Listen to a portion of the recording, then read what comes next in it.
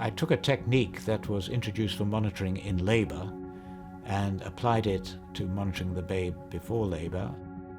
I did the first antepartum CTG and very quickly learned that yes, you could see the dying baby, which we couldn't know about before, and you could dive in and save them.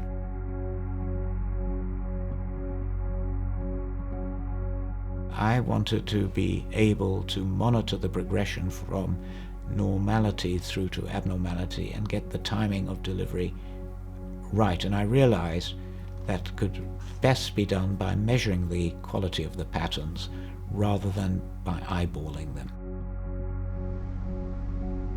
If you ask several different people to look at a CTG, you'll get a very different answer from everybody.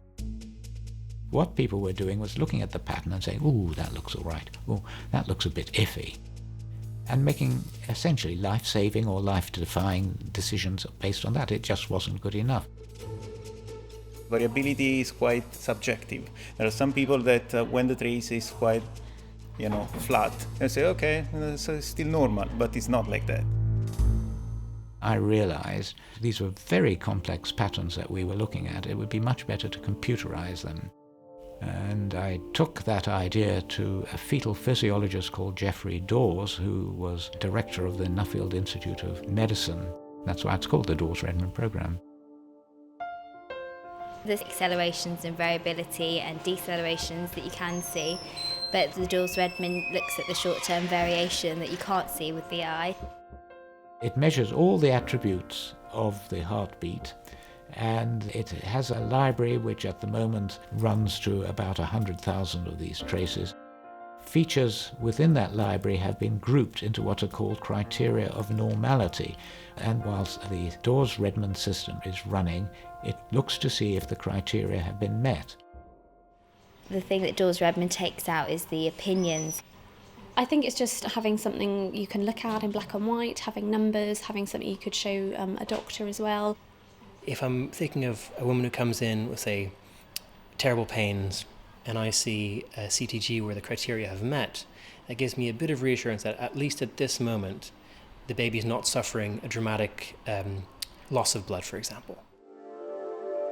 It turned out that one of the best signs of normality was that the baby would wake up and have a period of active, rapid eye movement sleep. The duration of a period of quiet sleep very rarely, if ever, exceeded 60 minutes. So the maximum length of monitoring early in the Dawes-Redman system was set at 60 minutes. It's reported as Dawes-Redman criteria met or not met. The advantage of when it's met is that the trace can be stopped at that point. It's a massive time saver.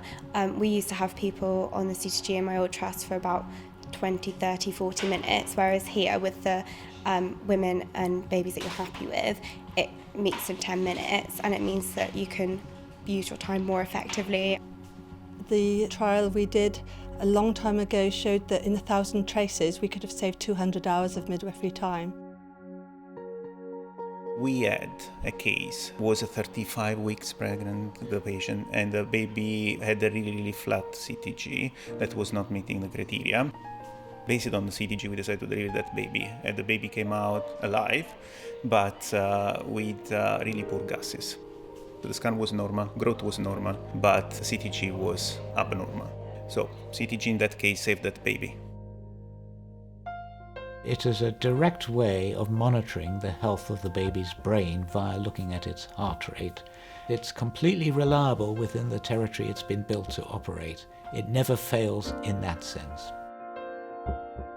How on earth can you work out any system, the smallest cell or the whole of the universe, until you start measuring? It's the beginning and the end of any objective analysis.